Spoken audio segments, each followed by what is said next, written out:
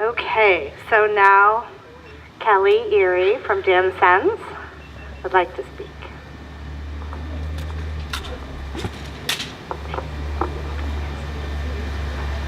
Thank you guys, everybody, for being here. I want to just take a moment and let you guys look to your left and to your right and make note of who's here today. Michelle and Ashley have worked tirelessly the last couple of weeks to put this together.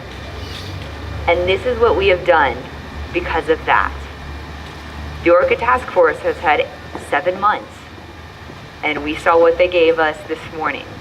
So when like-minded people come together with the correct purpose and the right motives, this is what we get. So with that, we've already spoken about Jim Waddell. Mr. Howard already came up and gave us everything that was happening, so don't need to give you guys any updates on that. Thank you. But he would have loved to be in my place, so I'm going to try and do him right and give you guys a little context of what the Snake River dams are all about. If anyone believes this is a new movement,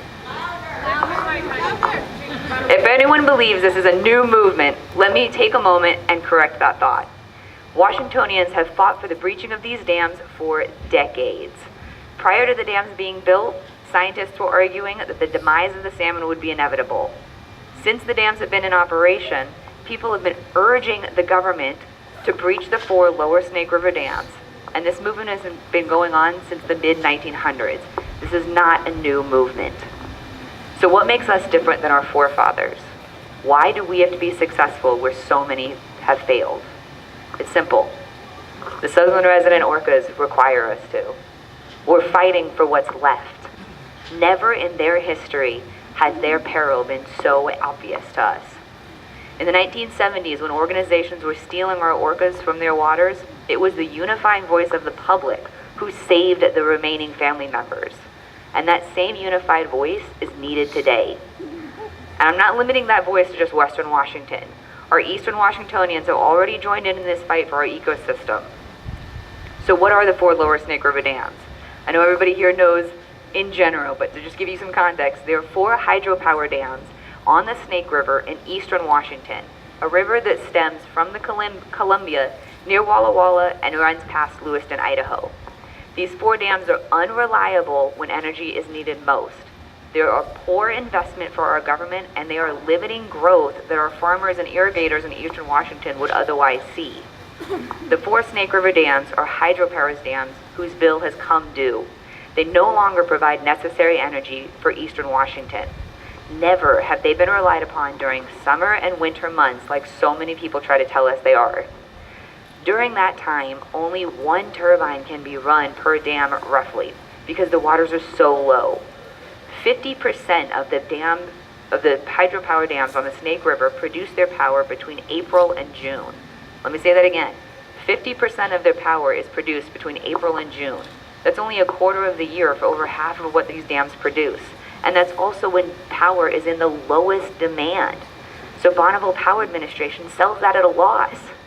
The spring season, when the weather is nice and nobody wants their AC or heating, that's when we get the most water in the Snake River, and that's when the power is produced the most. The 4 lower Snake River dams are unnecessary for power production. When these dams are breached, fishermen would greatly benefit. Hatcheries are not recovering our dwindling salmon population, though they are putting salmon in the rivers. We're not seeing any recovery, though. NOAA, the Army Corps, and Bonneville Power Administration all know this.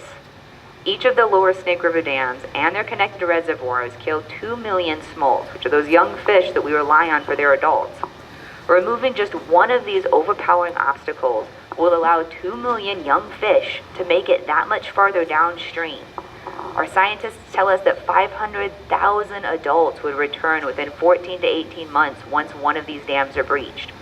How many fishermen have you heard this season complain about low takes, or that the season was cut short because the dams or because the fish aren't in the waters anymore? So let me explain that again. One dam gives us 2 million smolts, 2 million young fish. Those guys are going to go downstream past the other dams. Once they reach the ocean, give them 14 to 18 months, and we get roughly 500,000 adults. 500,000 adults for our orcas, for our fishermen, for the people that want to go out and have recreational fishing. That's what we can get in 14 to 18 months by breaching one dam. No other action on Earth will produce this result this quickly. Nothing. Nothing else. So the 4 lower Snake River dams need to go, if for no other reason than that alone. But so there's more, don't wait.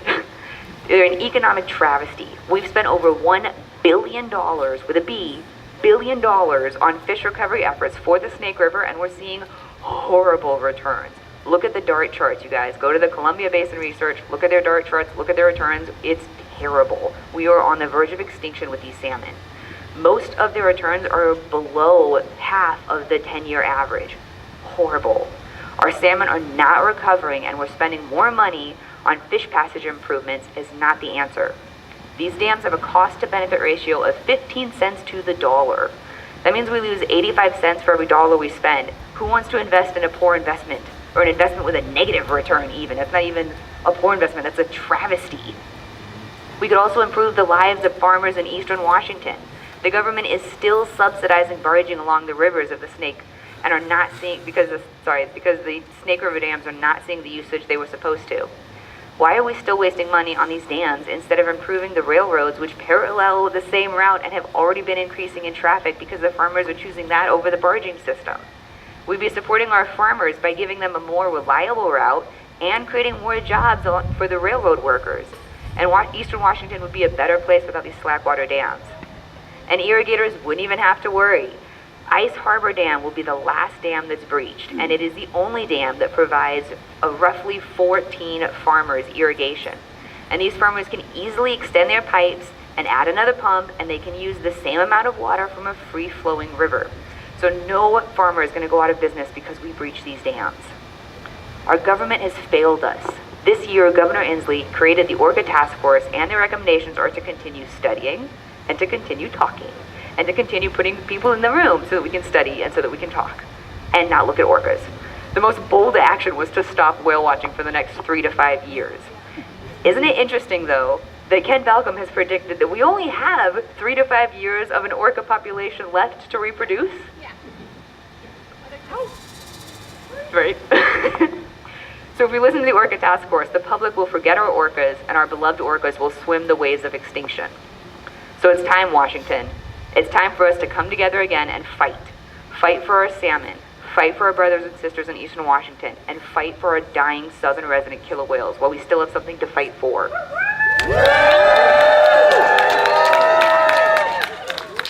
We've saved them once before, and we can do it again. The Army Corps does have the power to breach the Snake River dams, starting with Lower Granite and Little Goose this winter. And if you don't believe me, the reason their BCR is so low, they have a fiduciary responsibility to breach these dams.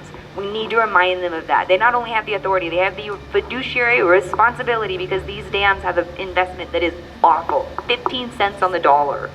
Bonneville Power Administration can pay the bill through their fish credit mechanisms that would otherwise be used as fish mitigation.